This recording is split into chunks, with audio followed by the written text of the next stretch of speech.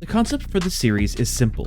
What would happen if you took a vanilla Minecraft player and gave them all the mods to play with? Would they thrive in this beautiful and complex world? Or would it be simply too much for them to handle? Welcome to All the Mods 9.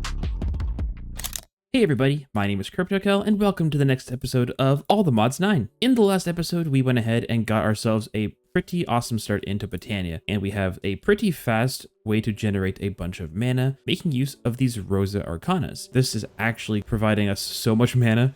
I don't even know what we are going to do with all this mana right now, but we will need mana in the future to have all of our runes auto-crafted, and I think that's going to be part of the plan for this episode, is to fully dive in and get every single rune available to us by auto-crafting. But to start off today, we actually want to get to the point where we can fight what is called the Gaia Guardian. The Gaia Guardian is kind of like the final boss of Botania. All we have to do is craft up 4 of these Gaia pylons, and everything else we should actually already have. To get the Gaia pylons, we have to craft up a bunch of the elementium stuff. We have a plentiful amount of this stuff already and access to more if we need it, but what we do need to get is some of these Alph Steel.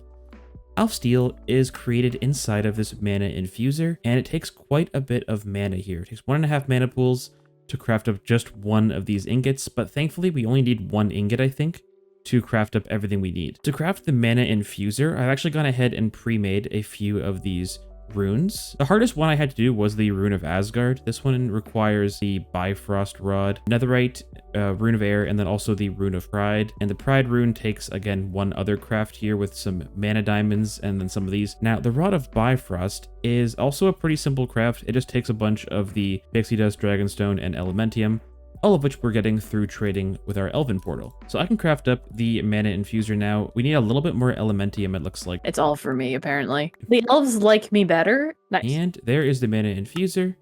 And I already have the Shimmer Rock crafted up, and I think the other material that we need is gold. Gold has to be placed like this, and the Shimmer Rock goes like so. Mana infuser right in the middle.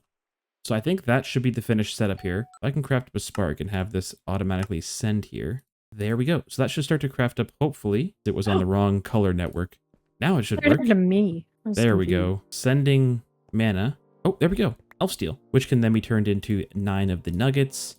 And that's how we're going to go ahead and craft up all of these Elf Steel pylons. And then finally, 4 of our Gaia pylons. And that is everything we need to actually go ahead and fight the Gaia Guardian. The only thing that we need to fight the Gaia Guardian as well is going to be a piece of Terra Steel to actually summon the first round of it in. We need to get a beacon, I think, which is the actual block we need to summon the Gaia at. And it does have to be an active beacon. I have a vague idea of how much room this needs to set up. I think this might even be enough room over here. Now, our main reason for doing this right now is we want to see if the Gaia Guardian can be put in amber. Yeah, so the Ritual of Gaia we can visualize using the Lexical Botania, and I can just place it down, and I'm not sure this is going to need enough, if this is going to have enough space. Our beacon. And finally, right here. Okay, so that is the entire setup to summon the Gaia. All we should have to do is click a Terra Steel ingot onto the beacon, and if this was done correctly and there's enough space, the fight should begin. We're going to start with at least 1 bee in the arena, in case I can't place one. Oh, he's here. He's flying towards him. I think he wants to. He's trying. Oh, gosh. Oh, okay, Ow. so I can't actually grab this guy. He's kind of frozen. Did you glitch him? I don't know. I think you glitched him. Oh, Get bullied. Get bullied. There's no way. First try. This is the best day of my life. I love these guys. These are my favorites. Hold on. I need to see something immediately now. If this actually produces what I think it does, spirits? This is going to be wild. I really want this to work. Okay. Like me too. But let's go fight it again. We'll come back. Well, that was a pretty straightforward fight, and I love that we ended up getting him in amber, even though he doesn't produce anything. He still looks pretty cool, just sitting in there. Just me and my little guy. So proud. But anyway, we ended up getting some pretty cool rewards, and we also got 2 of these Dice of Fate. Now, these are basically relics, and it looks like this relic is for Grace, because this says that it's soulbound to me, but this one is not mine. So I actually probably can't even open this. No, I can't. So actually, you gotta go come and open this one yourself, Grace. If I know any phrase about rolling dice, it's fortune favors the bold. Eye of the Fugal. It's pretty. My Dice of Fate gives me the Fruit of Grisaia. This one, apparently, can be eaten like any other piece of food, but we'll use mana to replenish hunger instead. But I think now that we have basically completed all the Gaia fights that we're going to have to do, I think we're just going to go ahead and take down the setup, because I don't really think this was the plan to keep this permanently here. And we will have the memory of this fight in amber permanently for the rest of time. A testament to the power of the amber bees. This episode, we are going to get ourselves set up with automated rune crafting for every single rune in the game, because we have to get the Mjollnir as part of the start. And to get this Mjollnir, we have to use what's called the rune ritual, and we have to basically get a bunch of pretty complex runes, like the rune of pride, wrath, also for some very unique ones from the Mythic Botany mod. Having all the runes on autocraft will make it so much easier to craft up all of the Mjollnir that we need, because we're going to need at least 18 of these for the start, because we need to have one per black hole here. All of the rune crafting is going to happen the exact same way. We're going to be using the runic altar, and all of the recipes here require items to be dropped on top of the runic altar. I brought a couple crafters over just because we're going to be doing a lot of auto crafting specifically for the runes. I figured it'd be nice to be able to have somewhere kind of close by just to dump a bunch of random crafts in, like the fishing rod. So we're going to have something sitting on top of the runic altar that's going to dump every single item we need on top of it. And I think what we're going to do for that is we are going to use an open crate. I can basically set a modular router to send directly to the open crate. All right, so if we just take our crafter here, facing it into our modular router directly, that should effectively dump the entire one craft's worth inside of the modular router. This is now going to need to be sent from here up to the open crate, which we should be able to do by using something called a MK2. Shift right click on the open crate and put this inside of our modular router. We should see that if we put say a piece of stone in here, that'll get sent up and then dropped right on top. Did you pick it up with your magnet?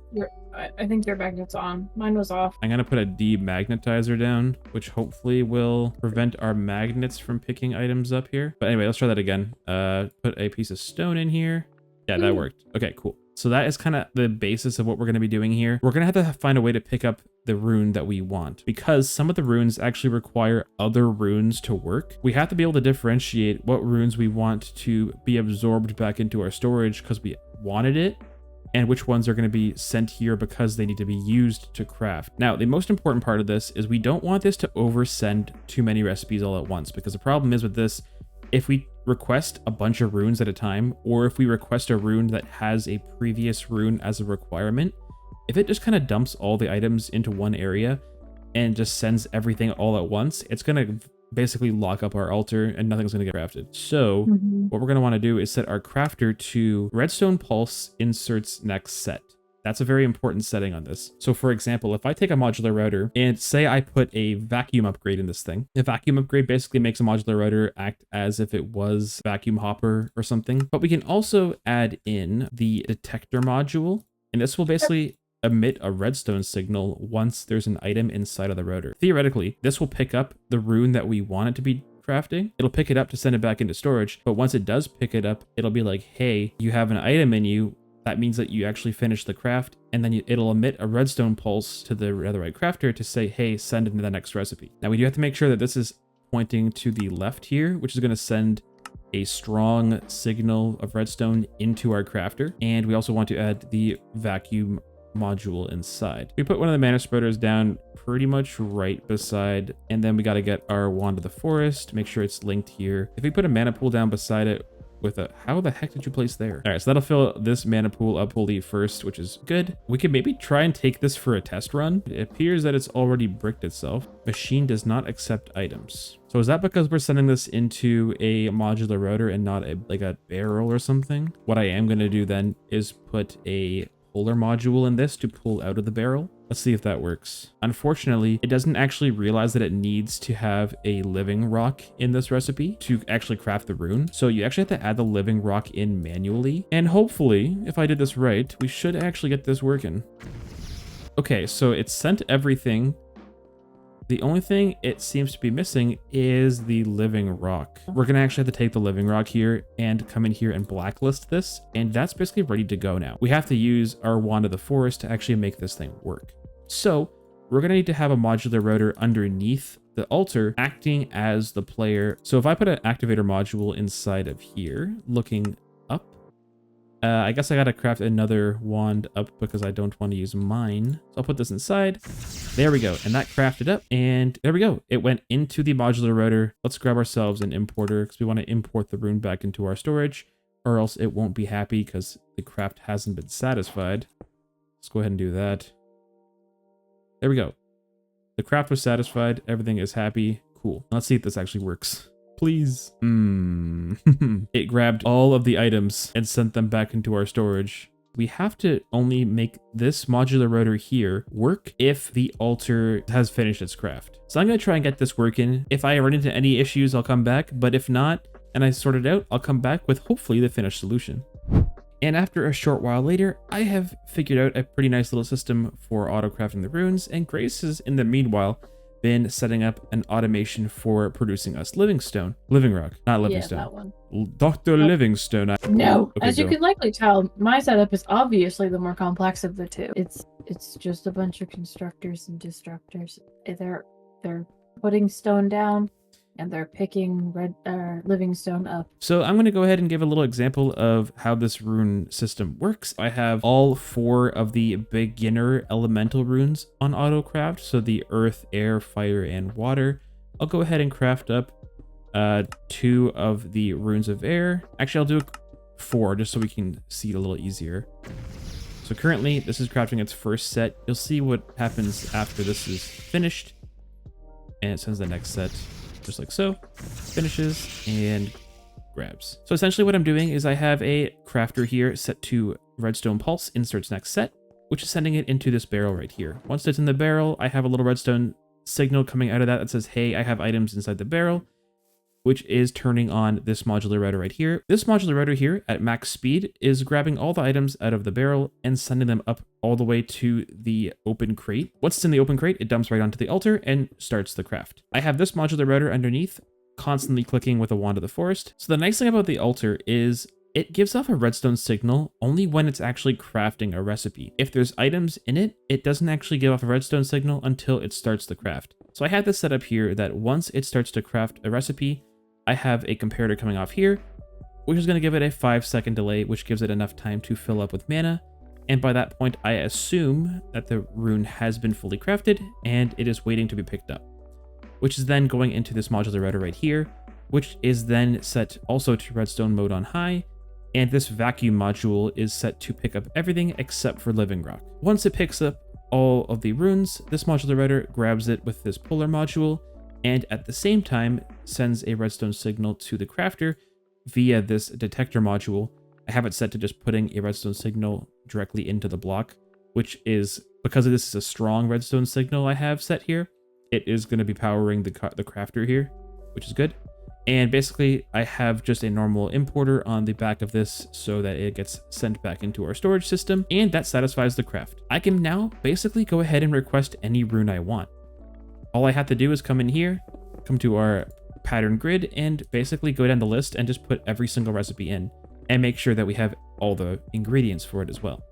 So the last automation that we kind of want to set up in this episode is a way to automate all of the mana materials. We're going to do the exact same setup as we did with the runes, but all it's going to have to do is basically dump materials right into a full mana pool, and then it'll just grab the resulting ones after. What is that? I look ridiculous. Looks like I'm just a little kid bundled up to go out in the rain. And it is raining, so like, close enough. Whee! I'm gonna go jump in a puddle. So we're gonna put a netherite or a diamond crafter just pointing straight into this barrel. We're going to grab a puller module and pull from the top, and then we're going to have the sender module go right up to our open crate. I'm going to also make this a smart system because I don't want this to be running at full speed all the time. What we're going to do is actually use this barrel to be our kind of our readout. So what we can do is just grab a comparator, and we can basically say that if there's anything inside of this barrel, to always keep the crafter running. Pulse extender should do what I want this to do. So I want this to last an extra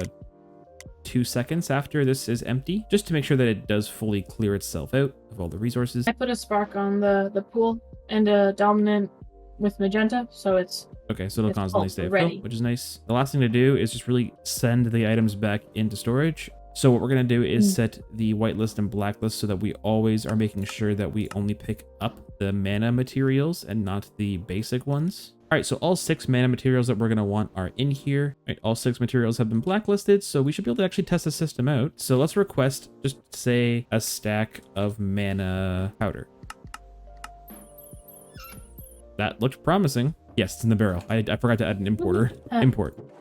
There we go. Cool. So all of our mana materials are now automated. So we can craft Mjollnir now. Yeah, so now what we want to do is just kind of go in, and I have pinned every single rune that we have here. And there's going to have to be some items that we're going to need to put on autocraft that we don't have yet. How does Mjollnir's crafting work? The rune. Well, that I don't know. I haven't actually tried the runic altar crafting for Mjollnir, but I'm hoping we can fit that in somewhere here. So I'm not sure if the spacing on that stuff matters. I don't know.